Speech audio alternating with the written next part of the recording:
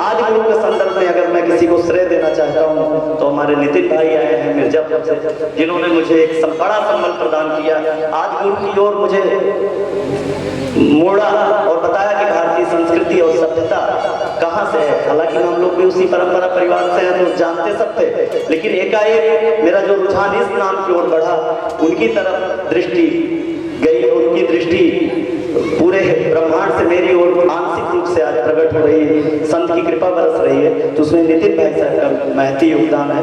आदरणीय अशोक गिरी जी, अंकल जी हमें निरंतर सहयोग प्रदान करते रहते हैं। हमारे भाई भूपेंद्र गिरी जी पधारे हैं।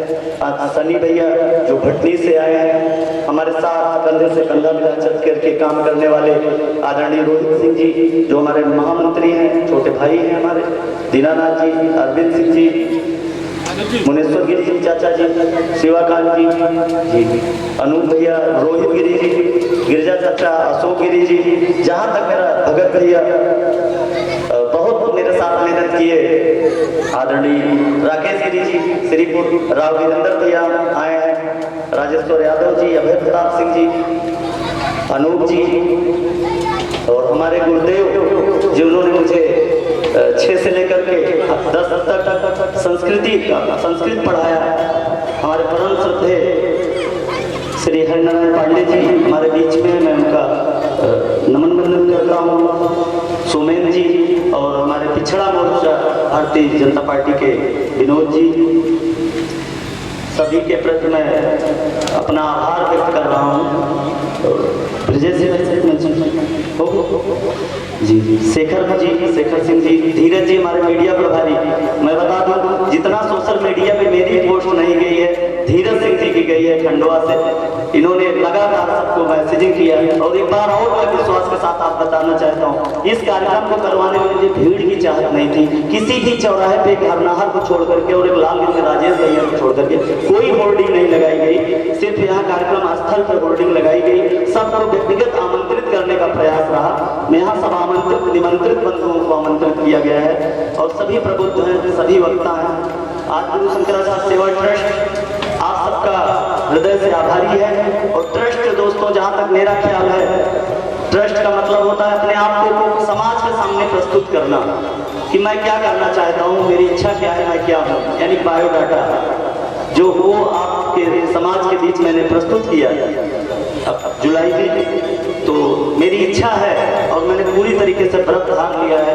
मेरी 10 साल संगठन में काम करते हो गया, मैंने अपनी जवानी पाई है इसमें 35-36वें वर्ष में हूँ। तो मेरा दृढ़ संकल्प आप सबको देख करके विश्वास महाराज जी की कृपा कि हम समाज कार्य में ही अपना जीवन व्यतीत करेंगे। आप सबका आशीर्वाद का जीवन भर आकांक्षी रहूँ, आप सबकी कृपा का आकांक्षी रहूँ। सिर्फ धन ही कोई सहयोग नहीं होता है, मानसिक आर्थिक शारीरिक सबसे ज्यादा बल मानसिक है। मानसिक बल अगर व्यक्ति को मिल जाए तो हनुमान जी को जामोन जी ने जब बताया तो वो उनको वो शक्ति उनकी जागृत हुई और लंका चले।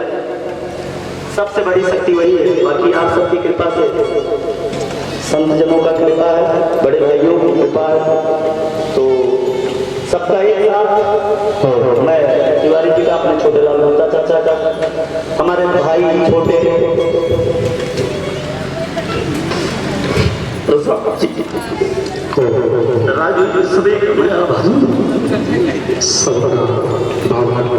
आत्मीयता का प्रेम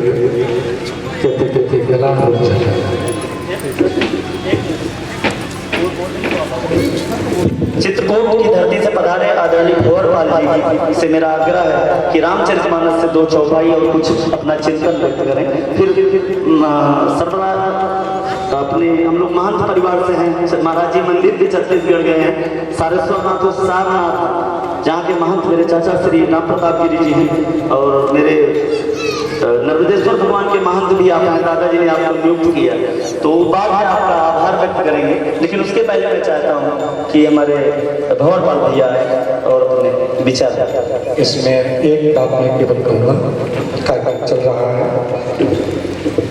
हम लोग सारी दुनिया में जाते हैं, लेकिन जिस जमीन पर यह कार्यक्रम हो रहा है इसी जमीन जैसे कृपापति जी महाराज ने जन्म लेकर के इस क्षेत्र के नाम को विश्व में रोशन किया, ठीक उसी तरह से इसी भूमि के नाम जन्म लेकर के जो अभी यहाँ मेरे साथ हैं, मेरे आश्रम में पढ़े, भागवत मैंने खुद उनको पढ़ाया है, मेरे साथ भी सेवा में रहे हैं।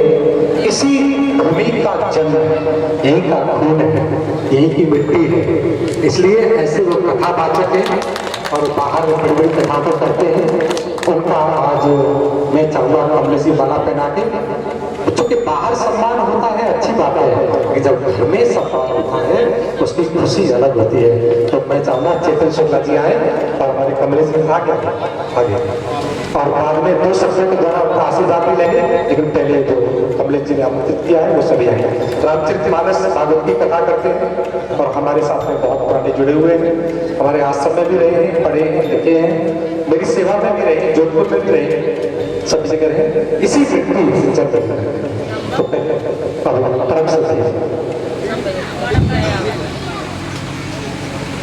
गुरुर्ब्रह्मा गुरुर्विष्णु गुरुर्देवो महेश्वरः गुरुर्साक्षात्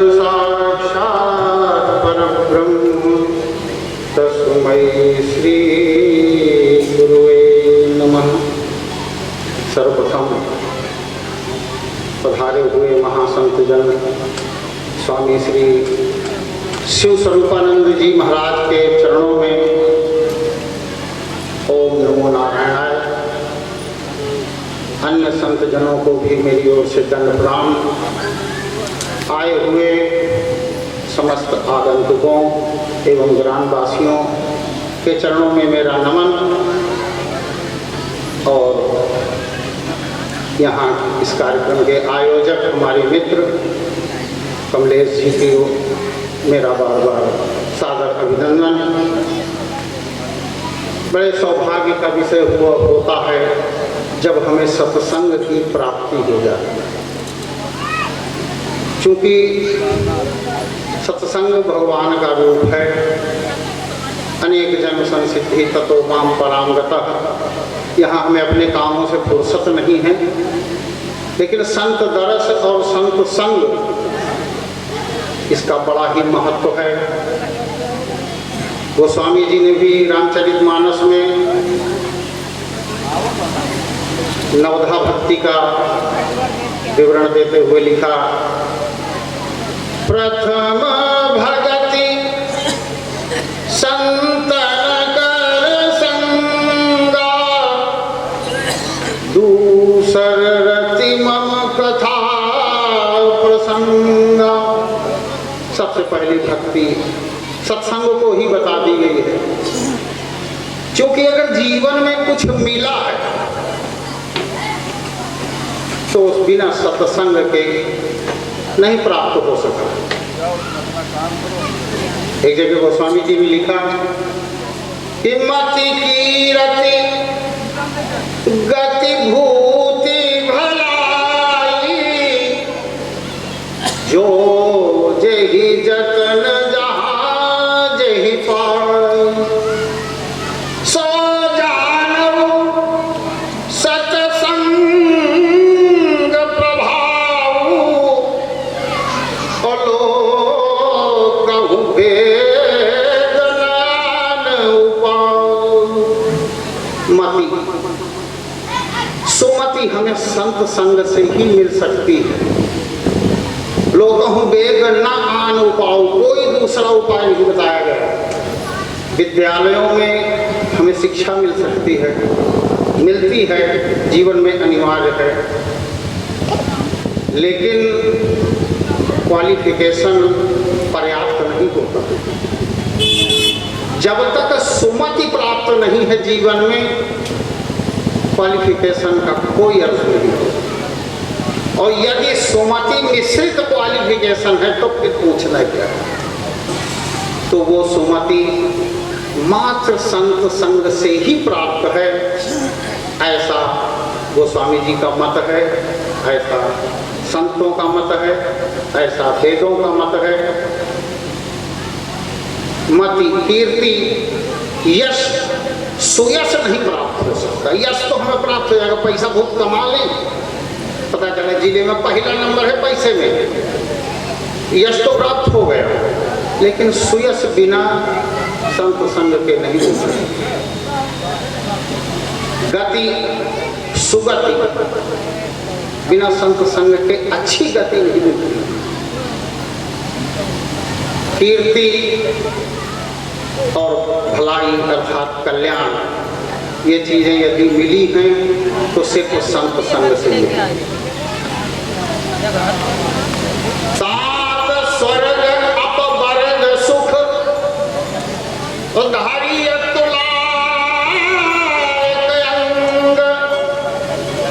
तुलनता ही सकल मिली, जो सुख लव सत्संग, लव मात्र, क्षण मात्र के सत्संग।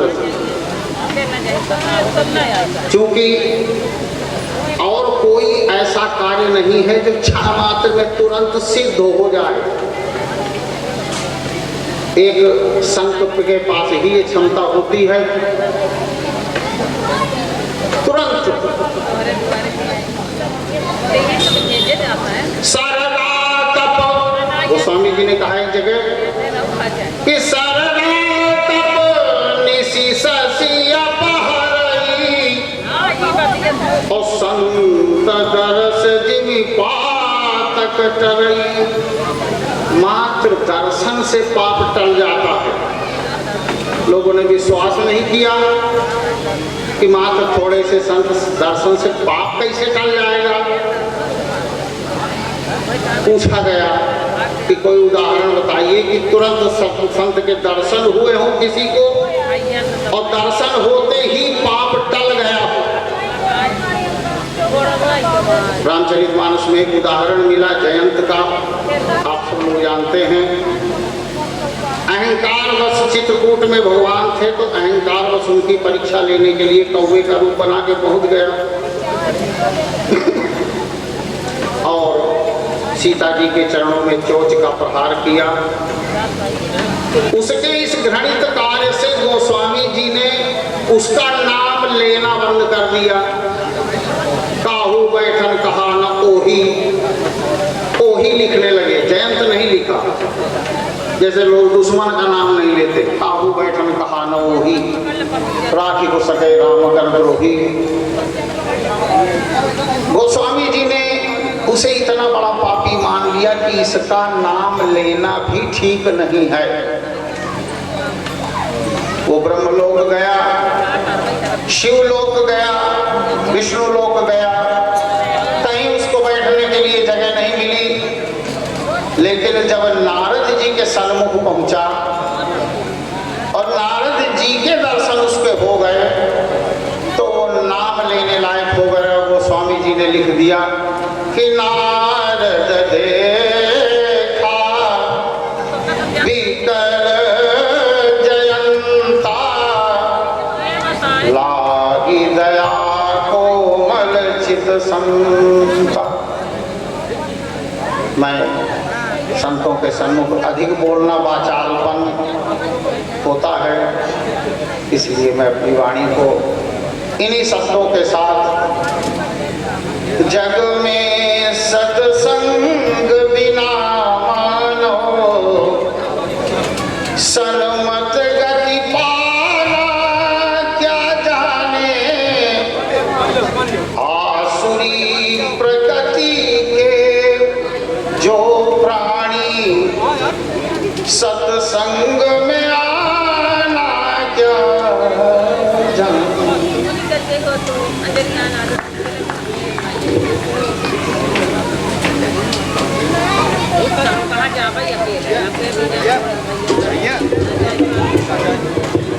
हमारे बीच में चेतन शास्त्री जी महाराज आए हैं। महाराज जी से ही इनको सौभाग्य प्राप्त हुआ है शिक्षा ग्रहण करने के, और अपने इसी ऊंचा हार से है।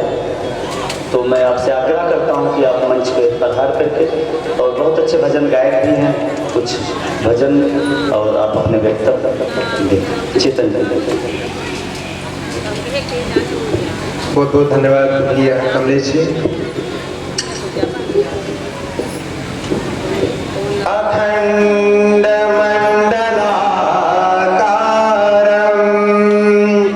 व्याप्तं येन चराचरं तत्पदं दर्शितं येन तस्मै श्री गुरवे नमः।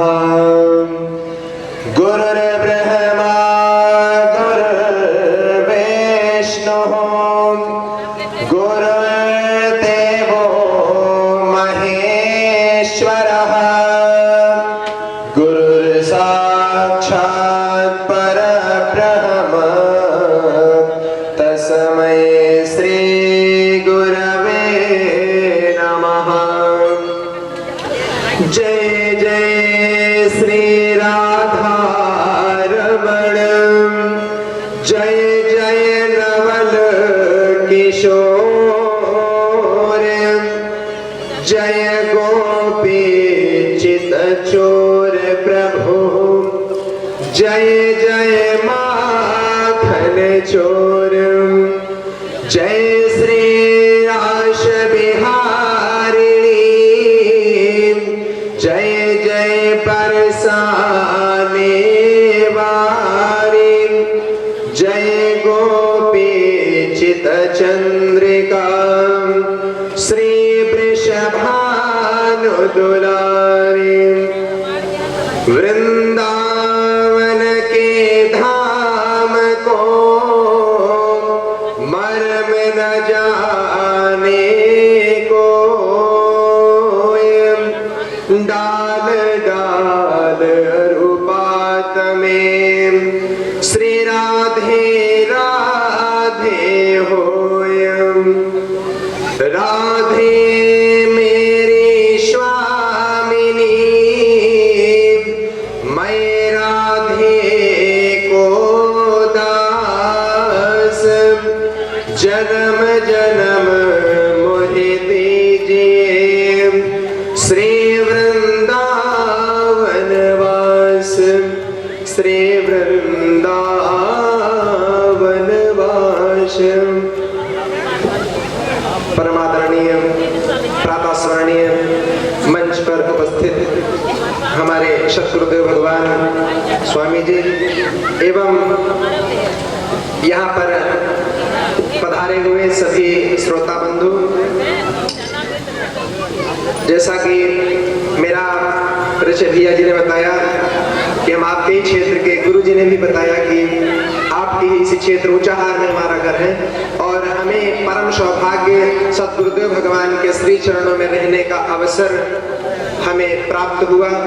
काफी दिनों तक हम गुरु जी के साथ में वृंदावन में भी रहे, और गुरु जी के आश्रम में जोधपुर में रहने का, गुरु जी की सेवा करने का अवसर में प्रदान हुआ है। और गुरु जी के द्वारा ही, पूज्य महाराज श्री के द्वारा ही हमें श्रीमद् भागवत का अध्ययन मैंने गुरु जी के द्वारा किया, और गुरु भगवान की कृपा से आज आपके क्षेत्र में श्रीमद् भागवत कथा एवं राम कथा कहने का अवसर कई स्थानों पर प्राप्त हुआ। तो आज गुरु जी की इन परम उपस्थिति में आप सभी के समक्ष, आप सभी ने भी सभी महानुभावों को सुना, तो आप सभी के समक्ष में बोलने का अवसर, बोलने की मेरी कोई औकात नहीं है। मैं आपके समक्ष कुछ बोल नहीं सकता। अगर मैं आप सभी के बीच में कुछ बोलता हूँ तो बस वही सूर्य को दीपक दिखाने के समान ही होगा, मैं और कुछ नहीं कहना चाहता। लेकिन भैया जी का आदेश हुआ है, और कहते हैं ना कि जहाँ पर भगवान की कथा होती है, भगवान का भजन कीर्तन बहुत आवश्यक होता है। कहना बहुत कुछ था, लेकिन समय अनुभव के कारण आइए दो बार भगवान नाम लेते हैं। संतन के संग लाग रे तेरी अच्छी